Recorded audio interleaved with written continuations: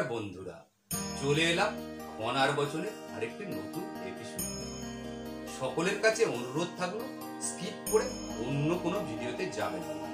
এই ভিডিওটি আপনাদের জন্য প্রচন্ড হেল্পফুল ও ইন্টারেস্টিং ভিডিও, তাই এই অনুরোধ চলুন কথা না বাড়িয়ে ভিডিওটি শুরু করছি।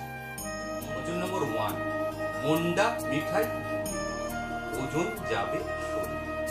অনা এই বচনের মাধ্যমে এই ইঙ্গিত দিয়েছেন যে কোনো অতিরিক্ত মিষ্টি বা মিষ্টিযুক্ত খাবার খাওয়া যাবে না, কারণ মিষ্টি শরীরের ক্যালারির মাত্রা বৃদ্ধি করে।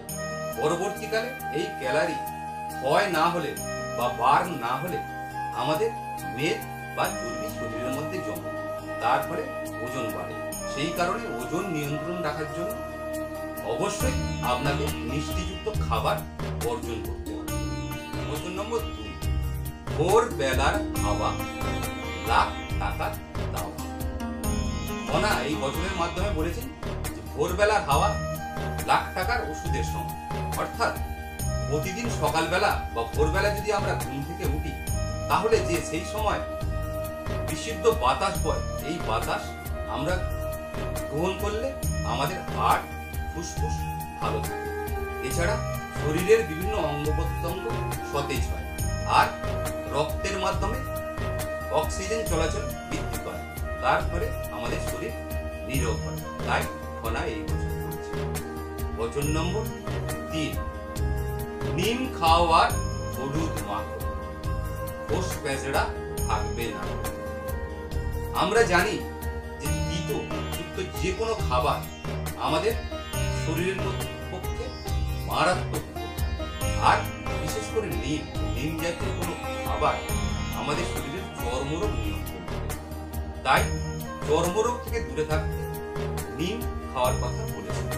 নিম পাতা বা নিমের ফুল আমাদের খাবারে রাখা উচিত। এছাড়া যদি আমরা হলুদকে আমরা জানি অ্যান্টি ফাঙ্গাল, এই হলুদ আমরা মাখলে শরীরের মধ্যে কোন রকম চর্মরোগ হওয়ার সম্ভাবনা কমে যায়। বচন নম্বর 4, 12 মাসে 12 ফল, না খেলে যায় শরীর রসাল। ঘনা এই বচনের মাধ্যমে আমাদের বলেছেন যে 12 মাসে যে বিভিন্ন রকম সিজনাল ফলগুলো হবে, সেগুলি আমাদের অল্প হলেও গ্রহণ করা উচিত, যেটি শরীরে উপকার করে। কারণ ঈশ্বর এমন ভাবে আমাদের প্রকৃতিকে সাজিয়েছে, যে সময় মানব শরীরে যে যে জিনিসগুলো দরকার, সেই জিনিসগুলো আমাদের প্রকৃতিতে পাওয়া যায়, আর ওইগুলি খেলে আমরা অনেক দুরারোগ্য রোগ থেকে দূরে থাকতে পারি। তাই তিনি এই বচন। বচন নম্বর 5, খাটে খাটায় দ্বিগুণ, বসে খাটায় অর্ধেক, ঘরে গিয়ে উচে বাদ, এবছর ভাত খেয়েছি পরের বছর খাবার। ঘনা এই বচনের মাধ্যমে এই বার্তা দিতে চেয়েছেন, যে ব্যক্তি নিজে খাটে এবং তার যে সংস্থা বা কোনো ব্যবসা ক্ষেত্রে বা কলকারখানায় যদি নিজে খাটে এবং অপরকে খাটায়, তবে তার ফল দ্বিগুণ লাভ হয়। কারণ সে শ্রমিকরা বা কর্মচারীরা কর্মক্ষেত্রে তিনি, কারণ যে সকল কর্মচারী বা শ্রমিককে তিনি তার কর্মক্ষেত্রে নিযুক্ত করেছেন, তারা ফাঁকি দেওয়ার সুযোগ পায় না। কারণ মালিক খাটলে কখনো কর্মচারী বসে থাকতে পারে না।